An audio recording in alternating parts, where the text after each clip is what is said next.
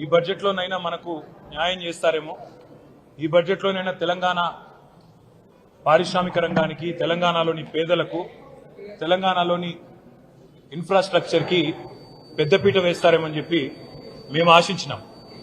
కానీ దురదృష్టం ఇవాళ 48,21,000 కోట్లతో బడ్జెట్ పెట్టినప్పటికీ అందులో పెద్ద ఎత్తున కొన్ని రాష్ట్రాలకు పెద్దపీట వేసినప్పటికీ తెలంగాణ ప్రస్తావన మాత్రం లేకపోవడం అనేది నిజంగా కూడా బాధాకరం, శోచనీయం.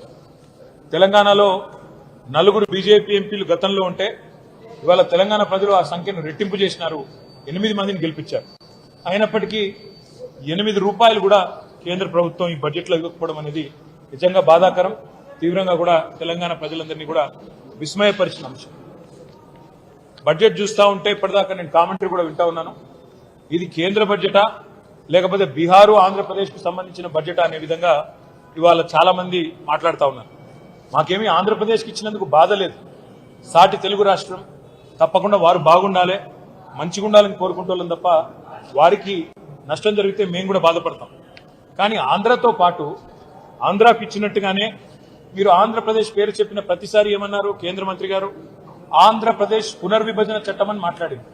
కానీ ఆంధ్రప్రదేశ్ పునర్విభజన అంటేనే 2 రాష్ట్రాలకు సంబంధించిన ప్రయోజనాలు ఆ చట్టంలో ఉన్నాయి.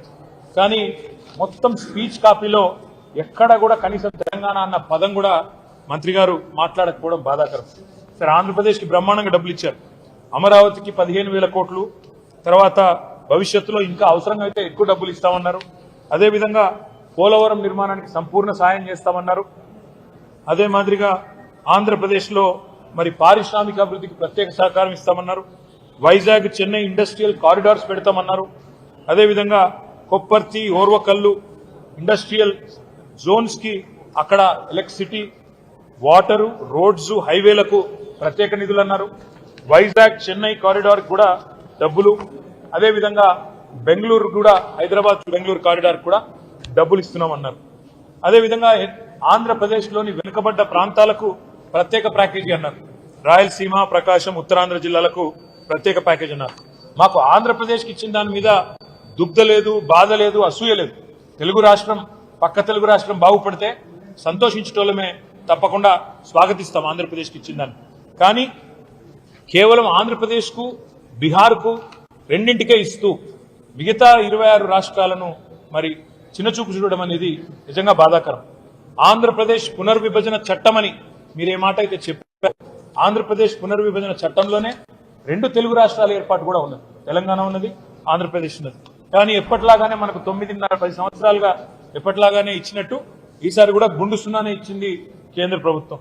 మరి మీరు ఒక్క నిమిషం ఆలోచిస్తే మనకు ఆంధ్రప్రదేశ్ పునర్విభజన చట్టంలో కూడా 35 వివిధ హామీలు మరి మనకు కేంద్ర ప్రభుత్వం ఆనాడు 2014లో ఇచ్చింది. అందులో చాలా అంశాలు గతంలో కేసీఆర్ గారు ముఖ్యమంత్రిగా ఉన్నప్పుడు గత 10 ఏళ్లు ఒకసారి కాదు పలుమార్లు పోయి బతిమలాడినాము, పలుమార్లు పోయి అభ్యర్థించాము, ఇచ్చిన మాట నిలబెట్టుకోండి అని చెప్పి కూడా కోరినాం. ములుగులో గిరిజన యూనివర్సిటీ కేటాయించాలి మనకు పునర్వ్యవస్థీకరణ చట్టం ప్రకారం. కానీ పేరుకేదో యూనివర్సిటీ ఇచ్చినట్టు గతంలో ప్రకటించారు తప్ప ఇప్పటి వరకు డబ్బులు కేటాయించలేదు. బయ్యారంలో ఉక్కు కర్మాగారం పెడతాము steel authority of India limited ద్వారా అన్నారు. ఇప్పటి వరకు దానికి మోక్షం లభించలేదు. ఈ బడ్జెట్ లో కూడా దక్కింది గుండు సున్నా. కాజీపేటలో రైల్ కోచ్ ఫ్యాక్టరీ అన్నారు, అది కూడా హులెక్కైంది. అది కూడా ఇవాళ రైల్ కోచ్ ఫ్యాక్టరీ పోయి ఒక వ్యాగన్ రిపేర్ షాప్ పెడతామని చెప్పడం బాధాకరం.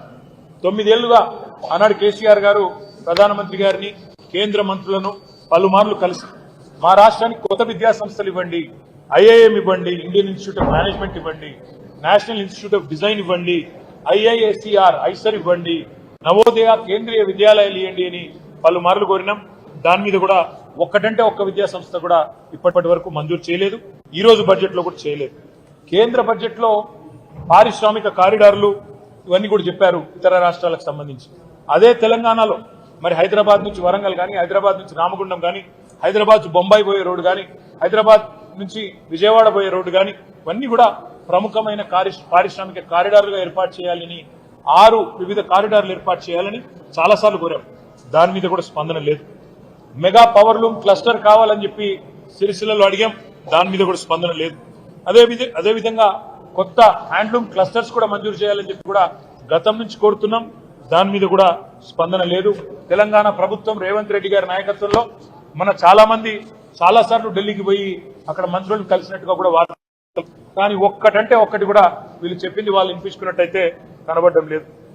రీజనల్ రింగ్ రోడ్డు కానీ, రాష్ట్రాలకు ముఖ్యంగా తెలంగాణకు ఉపయోగపడే హైవే విస్తరణ కానీ, కనెక్టివిటీ ప్రాజెక్టులు కొన్ని తప్ప ఎక్కడ కూడా పెద్ద మొత్తంలో అయితే ఇచ్చింది ఏం లేదు. మొత్తంగా చెప్పాలంటే తెలంగాణకు ఈ బడ్జెట్ లో మళ్ళొక్కసారి దక్కింది పెద్ద గుండు సున్నా. నేను తెలంగాణ ప్రజలు అందుకే ఆలోచించాలని చెప్పి వారిని విజ్ఞప్తి చేస్తా ఉన్నా.